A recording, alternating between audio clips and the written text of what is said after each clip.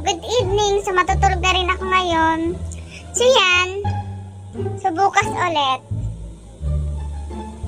Hala, bakit parang ang pangit So, mo dyan, ang Inday? puti ng face ko kasi may ginagamit ako. Ay, maganda pala. Joke lang. So, yan, Hindi ka guys. pangit.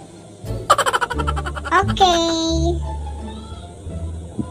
Good night. So, matutulog na rin ako at aakit na rin ako sa taas. So, yan yung hagdan namin.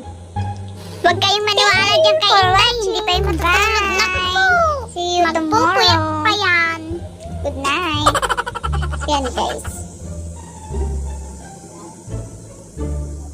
Bye-bye. Hi guys. Yan.